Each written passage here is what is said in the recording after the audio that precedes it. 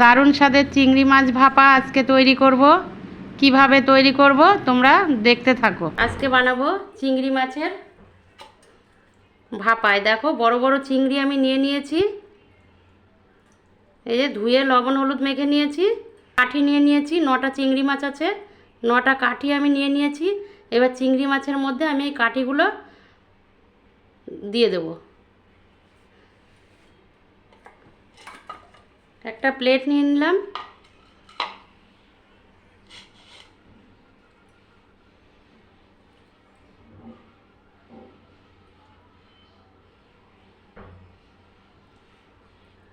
এই যে এইভাবে আমি কাঠি দিয়ে দিচ্ছি চিংড়ি মাছের মধ্যে।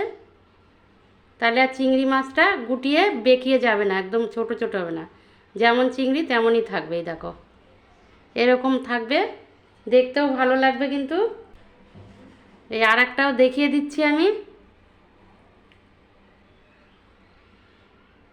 এরকম বড় বড় চিংড়ি মাছ যদি হয় তাহলে এইভাবে কাঠি ঢুকিয়ে দেবে, দেখবে চিংড়ি মাছগুলো এরকম আস্তে আস্তে থাকবে, দেখতেও ভালো লাগবে। এই যে খাওয়ার সময় কাঠিটা ফেলে দিলেই হয়ে যাবে চিংড়ি মাছগুলো। এবার আমি যে মশলাটা দেবো, আমি পোস্ত দেবো না, শুধুই সাদা সর্ষে আর কাঁচা লঙ্কা দিয়েছি 4টে, একটা পাকা 3টে কাঁচা লঙ্কা আর একটু টমেটো বাটা। এগুলো দিয়েই আজকের আমি মাছটা রান্না করব।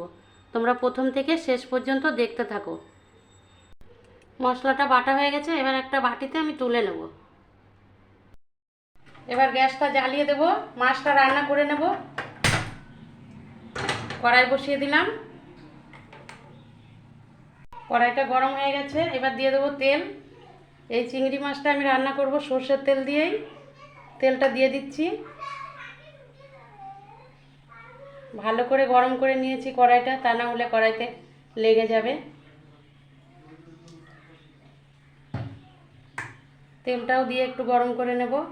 এবার আমি মাছ এক একটা করে দিয়ে দেব।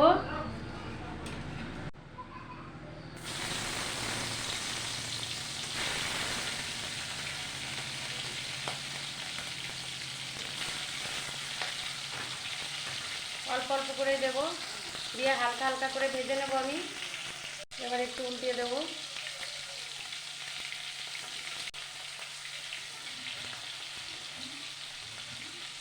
মাছগুলো আমি যদি ওই কাঠি না দিতাম তাহলে একদম ডুমড়ে ছোট ছোট হয়ে যেত, দেখতে ভালো লাগতো না। আর এই দেখো মাছগুলো কি সুন্দর হয়ে আছে। আর একটু বড় কাঠি দিলেও ভালো হতো।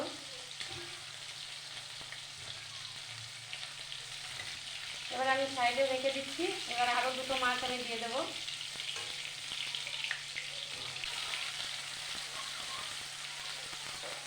আমি ঝালটা একটু কম দিলাম, 4টে লঙ্কা দিয়েছি, তোমরা চাইলে আরও বেশিও লঙ্কা দিতে পারো।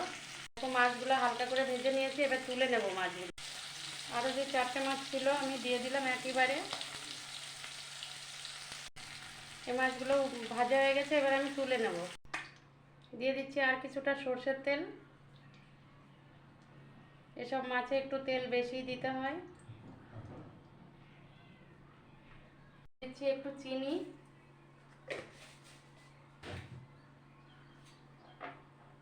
এবার যে বেটে রেখেছিলাম মশলাটা আমি দিয়ে দেবো।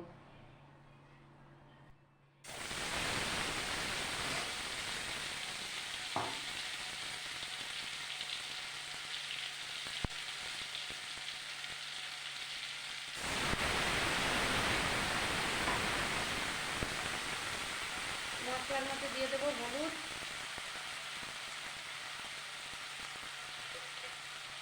এবার একটু কষিয়ে নেব।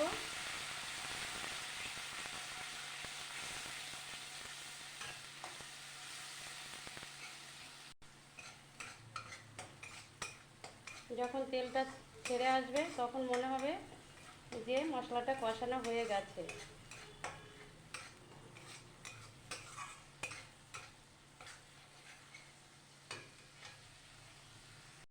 তোমরা চাইলে চিংড়ি মাছটা পোস্ত দিয়েও রান্না করতে পারো। আমি তো পোস্ত দিলাম না, শুধু সর্ষে দিলাম, সাদা সর্ষে।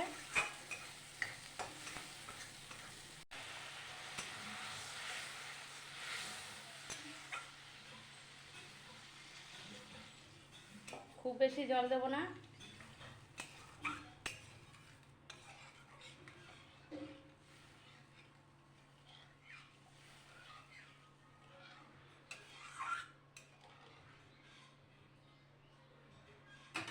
এবার একটু ফুটে এলে তারপরে দিয়ে দেবো চিংড়ি মাছ। এবার লবণ দিয়ে দেবো এর মধ্যে।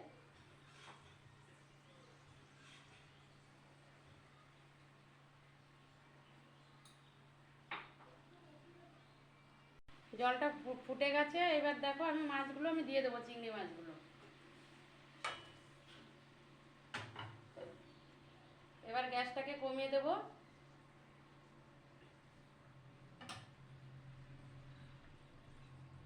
এবার সুন্দর করে জালটা দিয়ে নেবো আমি ভালো করে। চিংড়ি মাছ ভাপাটা হয়ে গেছে, এবার আমি তুলে নেব। একদম মাখা মাখা করেছি, বেশি ঝোল রাখিনি। এবার আমি তুলে নেব। দেখো চিংড়ি মাছের রেসিপিটা তোমাদের কেমন লাগলো অবশ্যই কমেন্ট করে জানিও আমাকে। আজকের মতো এই পর্যন্তই, দেখা হচ্ছে নতুন ভিডিওতে।